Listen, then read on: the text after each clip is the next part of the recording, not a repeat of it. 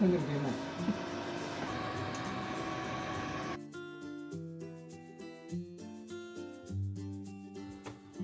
Tingnan natin kung luto na.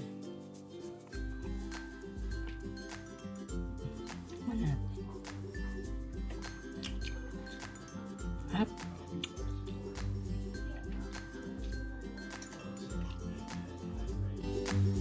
Dito na rin ako nagsawag. Kaya, ito yung balat ng salmon.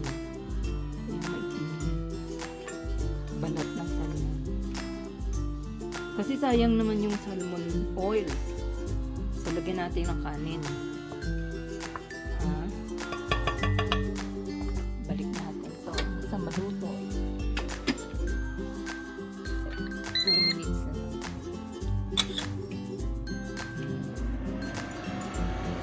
Yun yung style. Diyan na rin ako nagsangag. Sarap. End na.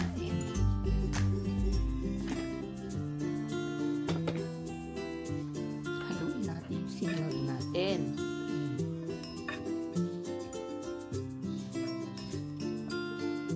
Okay na. Pwede na yan. Kain na ako. Pagkain ko. Init.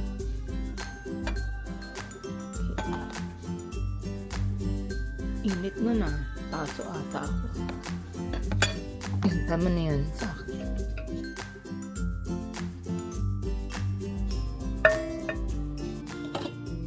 Broccoli.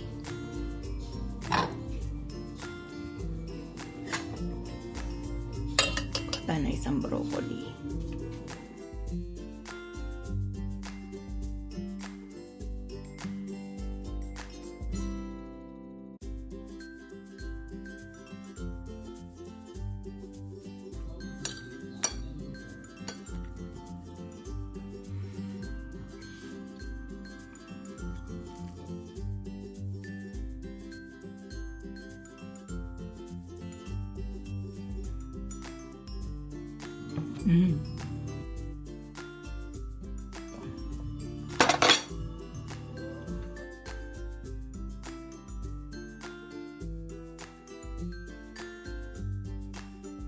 Napakuluan ko na to ng isang beses. Pero kulang pa siya sa pagkalambot. Nilagyan ko na ng luya at sibuyas. Pakukuluan natin ulit. Okidoki.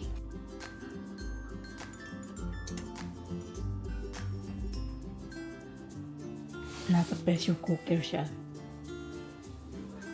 Mga 10 minutes. Kasi napakuluan ko na ng isang beses. Babalik tayo after 10 minutes. Pagkakulo niya ng mga 10 minutes lang, 8:47. Kumukulo na yan, ikukulo na yan. After 10 minutes, papatayin na natin. Medyo gabi na ako nakapagluto kasi naglakad kasi kami sa Marina. Korting puso yung patatas. Yan. Hinati ko na yan eh. Pero hanggang cute niya, korting puso. Ito naman, tapos na. Lilipat natin siya sa kanyang ibang kaldero. Dahil hindi siya kasya rito. Lalagyan ko pa ng gulay. Tinanggalan ko na yan ng mantika kanina. At ngayon, ililipat natin siya sa kalderong isa, mas malaki, para kasya siya. Yan o, kumukulo na. Lilipat natin. Dito sa kabila. Para mailagay natin yung gulay. Ang ganda oh. Nanlalabo yung camera. Malitid-litid. Ang ganda ng pagkaano niya. Malitid-litid.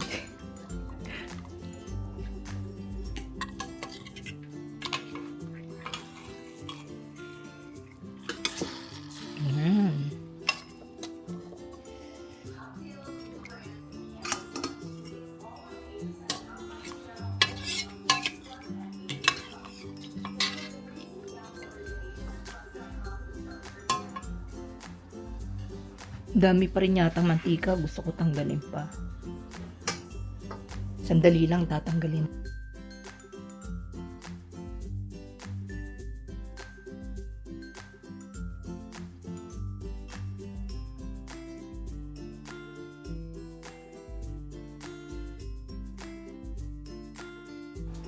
Lalagyan natin ito. Beef base. Parang beef bouillon. Lalagyan natin ng konti.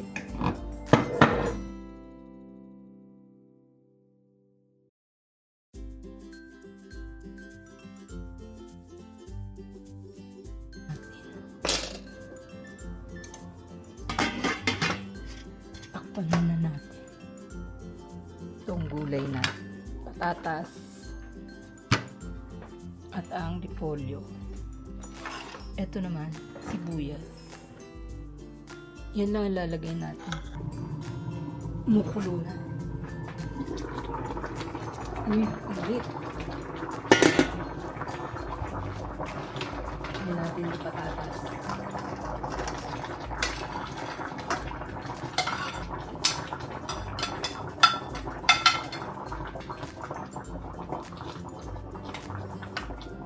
Hindi nababalatan yung patatas. Tsaka isa pa, nasa balat ng patatas daw ang sustansya. So yan na, takpan natin ulit. At ilalagay natin mamaya yung ating repolyo. Bukas Mother's Day.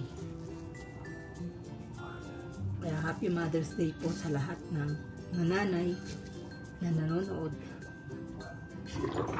Ay, jeez.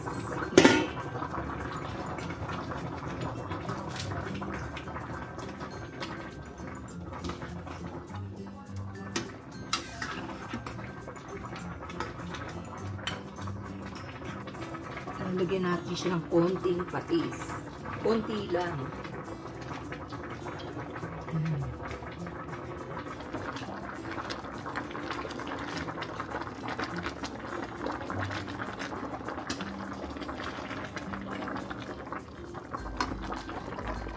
Ang dami pa rin mantika. Alam nyo, pag hindi yan inalis, dumidikit din yan sa gulay. Like yung repolyo, ilalagay ko mamaya. Pag kinain yung repolyo, nandun mga mantika, nakadikit. Kaya tinatanggal ko. Alam ko, masarap na masarap yan, mantika. Pero yan ay hindi maganda sa katawan. Kaya tinatanggal ko lahat yung mantika. Bahala na. Nagluluto ako ng sinigang. Tapos dumating siya. Sabi niya, hindi yan masarap. Bakit? Walang mantika eh. Kailangan may mantika. Ito na, ilalagyan na natin itong ating repolyo. Ito. Aray!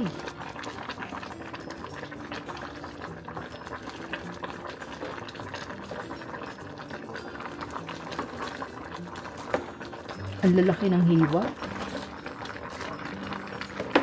Tama yan.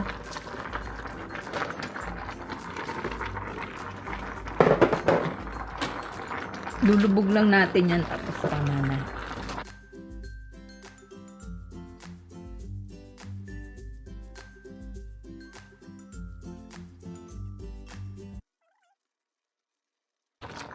Tapos ito. Ito galing sa garden. Ay, nalaglag yung isa.